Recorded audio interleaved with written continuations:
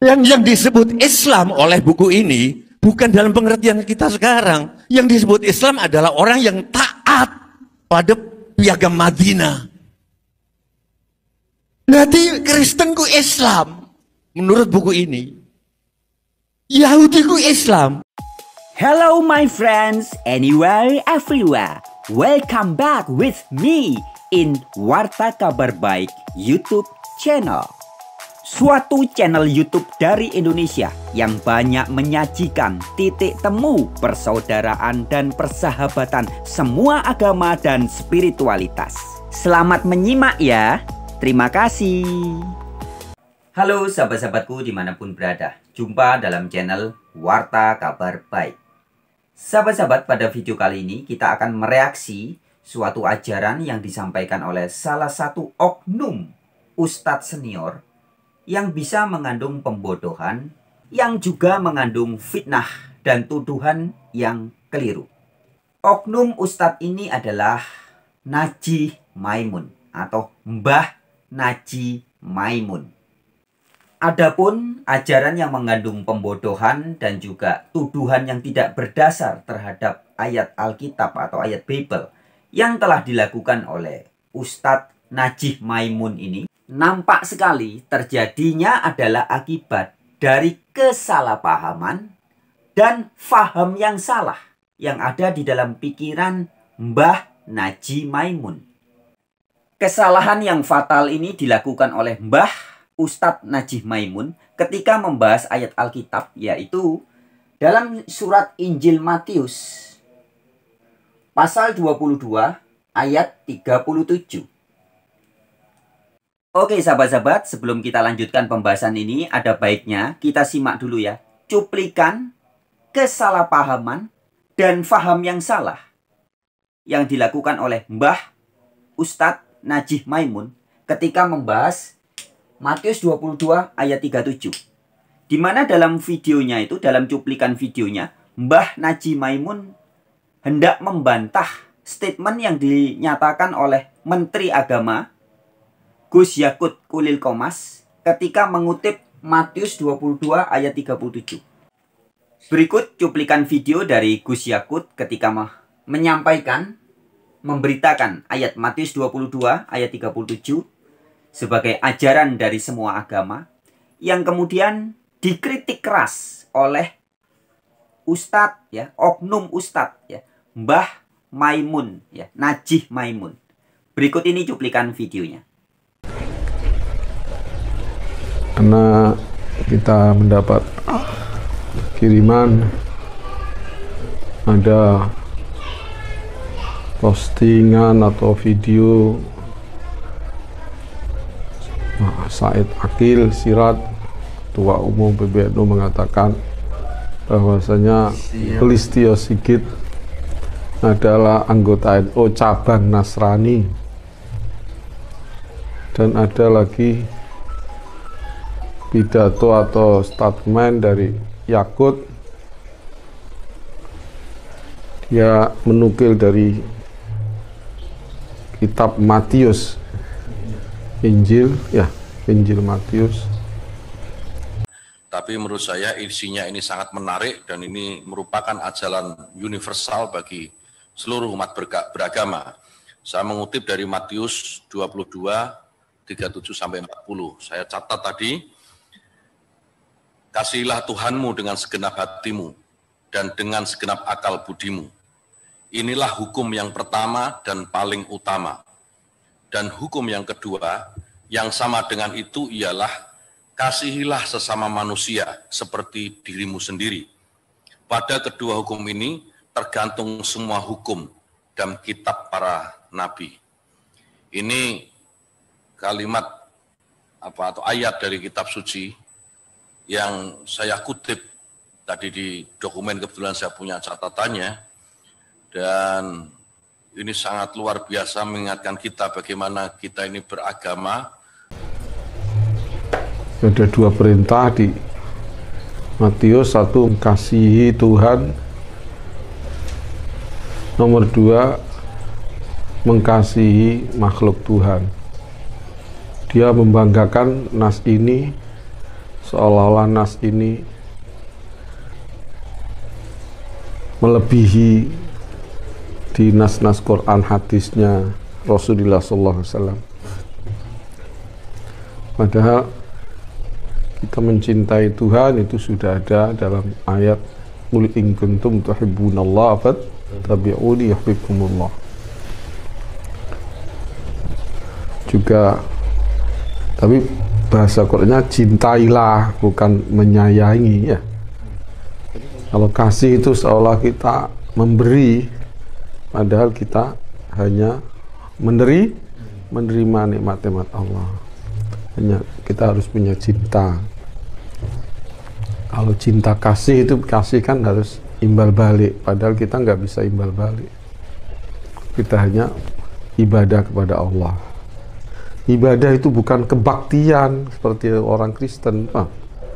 Merasa sudah berbakti, berkhidmah ya. Berbakti itu seolah-olah punya jasa. Kita nggak punya jasa apa-apa kepada Allah SWT. Beliaulah ya yang punya jasa kepada kita di dunia dan akhirat. Ibadah kita ini hanya pengakuan keagungan beliau, pengakuan kebesaran Allah, hanya baca-baca Qur'annya, Fatihah dan seterusnya, hanya rukuk sujud. Apakah itu berbakti? Apakah kita teladeni? Kan tidak ya. Kita hanya beribadah saja. Tidak merasa punya jasa. Kalau mengkasihani itu, mengasihi itu seolah-olah memberi kan. Kita tidak punya rasa memberi apa-apa. Kita hanya diberi.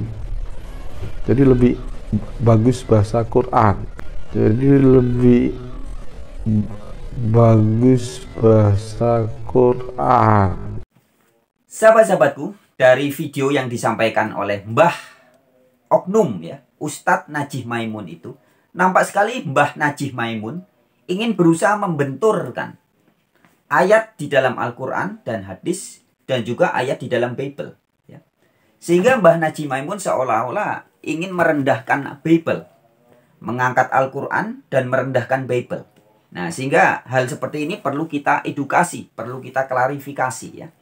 Karena ajaran seperti ini jika dibiarkan, maka bisa menyebabkan mengganggu toleransi beragama, khususnya Islam dan Kristen di Indonesia, dan juga merupakan sebuah bentuk pembodohan publik ya, dan mengandung sebuah ajaran yang tuduhan yang tidak berdasar, tuduhan yang tidak benar, sehingga perlu kita klarifikasi.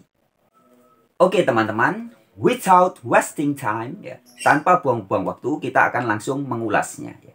Jadi kesalahpahaman yang dilakukan oleh Mbah Najih Maimun ini nampaknya terjadi karena faham yang salah ya. Jadi salah paham akibat dikarenakan oleh faham yang salah. Ketika membahas ayat Injil Matius 22 ayat 37, yaitu tentang kata kasih ya.